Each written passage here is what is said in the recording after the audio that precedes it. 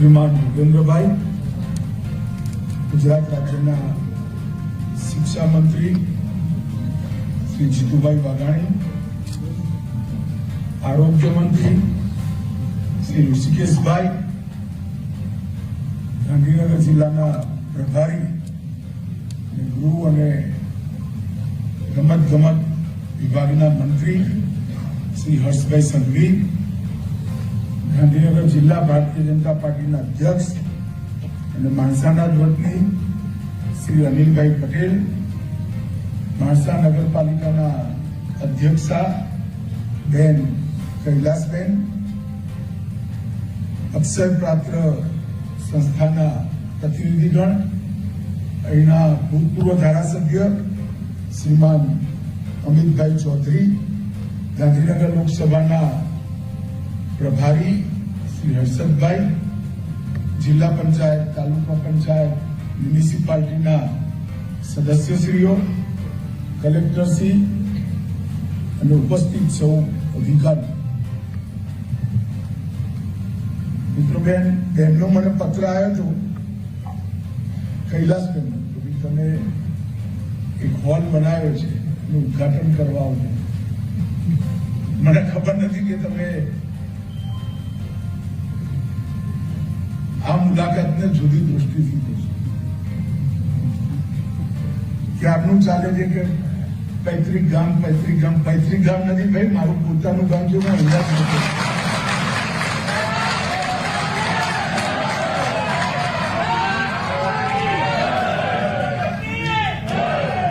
હું 6 મહિનાનો તો નહીં આવ્યો, પછી 18 વર્ષ સુધી અહીંયા જ રહ્યો, અને 18 વર્ષનો થયો પછી અમદાવાદ ગયો. અમારું પોતાનું જ ગામ છે. મને ખબર નથી માણસા ગામનું તોરણ ક્યારે બંધાવ્યું છે, કારણ કે એનો કોઈ ઇતિહાસ કે એનો કોઈ ઉદાહરણ પણ નથી. પરંતુ મારા પૂર્વજો ઈસવીસન 1361 ની લાભ પંચમીના દિવસે અહીંયા આવ્યા હતા, એટલી મને ખબર. લગભગ 900 વર્ષથી હું આ જ ગામનો વતની છું. મિત્રો, આજે ખૂબ પવિત્ર દિવસે બાલ ગંગાધર તિલક, લોકમાન્ય તિલકનો આ જન્મદિવસ છે. લોકમાન્ય તિલકના જન્મદિવસના દિવસે જ માણસાની અંદર સરદાર પટેલ સાંસ્કૃતિક ભવન, ખૂબ સુંદર હોલ, કોઈ કલ્પના ના કરી શકે એવા હોલનું નિર્માણ ગુજરાત સરકારના અનેક પ્રકારની ગ્રાન્ટોના સમાયોજનથી થયું છે. મને એનો આનંદ છે કે એના ઉદઘાટનમાં હું પણ ભાગીદાર છું. જે લાઇબ્રેરીની અંદર હું ભારતનો ઇતિહાસ ભણ્યો, જે લાઇબ્રેરીની અંદર પંચતંત્રની વાતો, કૌટિલ્યનું અર્થશાસ્ત્ર, વિદુર નીતિ, એ બધું જ વાંચવાનો મને મોકો મળ્યો. એ લાઇબ્રેરી જર્જરિત હાલતમાં, તૂટી ફૂટી હાલતમાં પુસ્તકો ગુજરાત સરકારને પાછા આપવા પડ્યા હતા. 9730 પુસ્તકો લાઇબ્રેરીના ગુજરાત સરકારને આપણે જમા કરાયા હતા કે અમારી લાઇબ્રેરીમાં સાચવવાની વ્યવસ્થા નથી, તમે થોડોક સમય અમને સાચવી આપો. આજે લાઇબ્રેરીનું 3 માળનું બિલ્ડિંગ બરોબર બજારની વચ્ચે જ આજે ફરી એકવાર પુસ્તકો સાથે જીવિત થયું કે એનો પણ મને હું આજે ચોક્કસ યાદ કરીશ ડોક્ટર મોહલ્લેને. મહારાષ્ટ્રથી આવી માણસામાં વસ્યા અને માણસાના અનેક લોકોની સેવા. તો એ જમાનામાં શું મળે, કોઈ બાજરી નાખી જાય, કોઈ પેટી મૂકી જાય, કોઈ દૂધી મૂકી જાય, એવી ફી મળતી હતી. હું પણ ત્યાં ડ્રેસિંગ કરાવવા જતો તો મને ખબર છે. કોઈ ટીબીની સારવાર કરાવતું હોય ને ડોક્ટર સાહેબ કે શું આપશો ફીસમાં બેન, અમારે ત્યાં પૂંજી ભાભી હતા, ઠાકોર સમાજમાંથી આવતા હતા, એમને ટીબી જોયું, આ માલણમાં રહેતા. પૂંજી ભાભીને લઈને મારા બા એમને જોડે મોકલતા હતા તો પૂંજી ભાભી 4-5 દૂધી ગાય હોય ડોક્ટર સાહેબ આપતા સાહેબ આટલું છે આજે આટલું બધું એ રીતે આખા ગામની સેવા કરીને એમને આ લાઇબ્રેરીને પુનર્જીવિત કર્યું. માણસા નગરપાલિકાના પૂર્વ અધ્યક્ષ ચંદુભાઈ મફાભાઈ સાહેબ એ વખતે આ લાઇબ્રેરી પરિવાર બનાવી. આજે મને ખૂબ આનંદ છે કે આ લાઇબ્રેરી જે અનેક વર્ષો સુધી મારા દાદાજી જીવતા હતા ત્યાં સુધી અમારા ઘરે ચાલી, પછી બજારમાં ગઈ, તૂટી ગઈ અને આજે ફરીવાર નવી લાઇબ્રેરી બની છે. અને હવે અહીંથી લગભગ દુનિયાની 30 લાઇબ્રેરી સાથે સીધું ઇલેક્ટ્રોનિક જોડાણ આપણી લાઇબ્રેરી. સંસ્થાના કોઈ પણ વિદ્યાર્થીએ બ્રિટિશ લાઇબ્રેરી જોડે કોઈ પણ પુસ્તક વાંચવું હોય, અમદાવાદની એમજે લાઇબ્રેરી જોડે વાંચવું હોય કે ગુજરાત વિદ્યાપીઠ જોડે વાંચવું હોય, 31 ઓગસ્ટથી આ બધી જ લાઇબ્રેરીઓ ઓનલાઈન થઈ ગઈ. બધા પુસ્તકોનો સરવાળો કરીએ તો માનસા પુસ્તકાલય એક પ્રકારથી લાખો પુસ્તકોનું પુસ્તકાલય છે. મારું માણસાના યુવાનોને અપીલ છે, કોઈ પણ દેશનું ભવિષ્ય કેટલા કારખાના ધમધમે છે, એની સેના કેટલી મોટી છે, કેટલો ટેક્સ એ રાજ્ય એ દેશ વસૂલ કરે છે એનાથી નક્કી નથી થતું. કોઈ પણ દેશનું ભવિષ્યની લાઇબ્રેરીઓમાં કેટલા યુવાનો જાય છે એનાથી. મારો પોતાનો અનુભવ કહું છું, હું તો અહીંયા જ મૂકતો છું. આ વડલાની નીચે બેસીને અનેક દિવસ સુધી આરબીએલડીમાંથી ત્યાં બેસીને અનેક દિવસ આ જ લાઇબ્રેરીમાંથી આખા દેશને સમજવાની તક મને મળી. દુનિયાભરનું જ્ઞાન આ જ લાઇબ્રેરીમાંથી મળે. અને આ જ લાઇબ્રેરી ગામના પૂર્વજોના આશીર્વાદથી અનેક ગણી મોટી, અનેક ગણી બૃહદ નૈમિક સિદ્ધિઓ દેશ સુધી ને દુનિયા સુધી વિસ્તરી હોય એવી લાઇબ્રેરી બની છે. હું અત્યારે જોઈને આવ્યો છું, અત્યારે તો 10 જ કોમ્પ્યુટર છે, 10 વિદ્યાર્થીઓ રિસર્ચનું કામ કરી શકે એવી સ્થિતિ છે. પણ આગળ પણ આપણે જગ્યા 40 કોમ્પ્યુટરોની રાખી છે. એકવાર વિદ્યાર્થીઓનો ઉપયોગ કરતા થાય તરત જ આ સુવિધાને આપણે વધારીશું. અને હર્ષભાઈ એ બેઠા છે, એમને મારી વિનંતી છે, અમારા જે પુસ્તકો મેં ત્યાં મૂક્યા છે એ પણ હવે તમે પાછા અહીંયા મૂકી સાચવવાની વ્યવસ્થા છે. અલભ્ય પુસ્તકો છે, મેં તો એને જોયા છે. હું એ વખતે જયારે પુસ્તકો ભારત સરકારને પાછા આપ્યા ત્યારે 23 વર્ષનો હતો.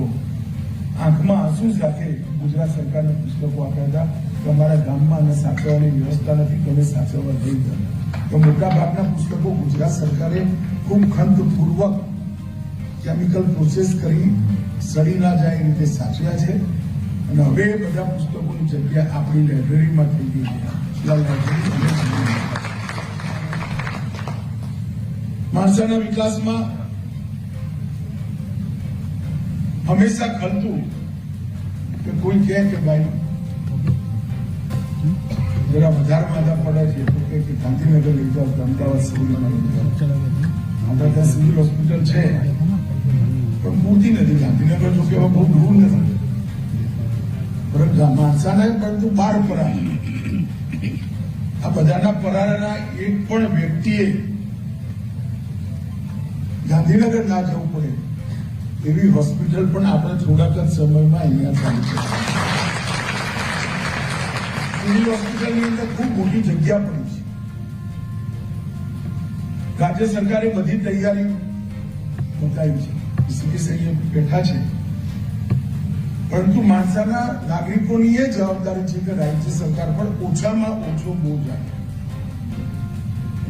હું ઋષિકેશભાઈને વિશ્વાસ આપવા માંગુ છું કે તમારે સંભાળવાનું જ આવશે, બાકી બધું માણસાના લોકો, માણસાના નાગરિકો ઉઠાવી શકે.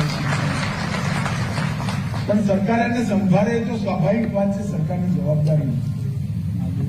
માણસાના પાણી પુરવઠાની યોજના પણ ભૂપેન્દ્રભાઈના નેતૃત્વમાં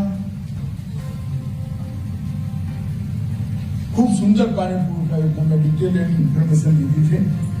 એ બનાવવાનું કામ ચાલુ છે, એ પણ થોડાક જ સમયમાં પૂરી થશે. એટલે વિસ્તરતું માણસાનો જે કોલેજની પેલી બાજુ વિકાસ થાય છે ત્યાં લગભગ 10 લાખ લીટર પાણીની દૈનિક જરૂરિયાત પૂરી થાય એ પ્રકારની પાણી પુરવઠા યોજના પણ થોડાક સમયમાં ચાલુ થવાની છે.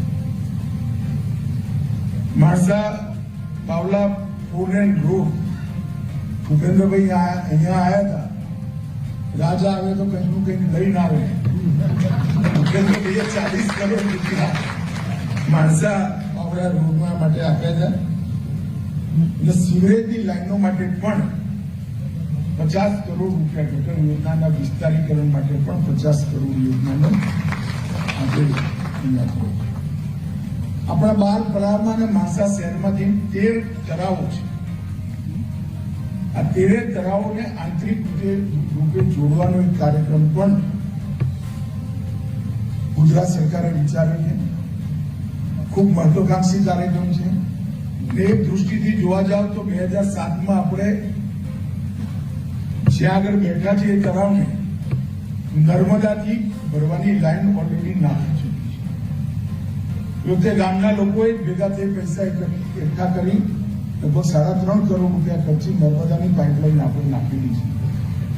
અને આ તળાવમાંથી માલણમાં અને ચંદ્રાસરમાં એ 2 જગ્યાએ પાણી જાય વ્યવસ્થા રાજાઓના સમયથી બની.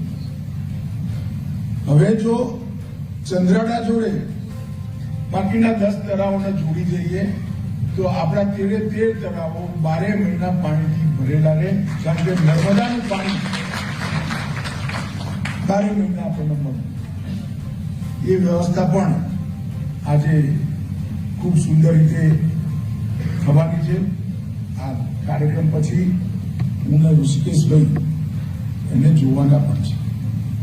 લગભગ 5000 ટન ઘન કચરાના નિકાસીની વ્યવસ્થા પણ મ્યુનિસિપાલિટીએ કરી છે. માણસાનો વિકાસ, માણસાનું શિક્ષણ એ શરૂઆતથી આઝાદી પહેલાથી સૌથી પહેલી સાયન્સ કોલેજ અગર ક્યાંય બની આખા જિલ્લામાં તો પીલભાઈના માણસામાં સૌથી પહેલી. મારા જન્મના 4 વર્ષ પહેલા અહીંયા સાયન્સ કોલેજ બની. આર્ટ્સ અને કોમર્સ કોલેજ તો એના પહેલા 1960માં અહીંયા સાયન્સ કોલેજ બની. તો શિક્ષણ અને વિકાસ એ બંને દૃષ્ટિથી આપણો જે ઇતિહાસ છે એને આપણે સૌ જાળવી રાખીએ. મિત્રો, કોઓપરેટિવ સેક્ટરમાં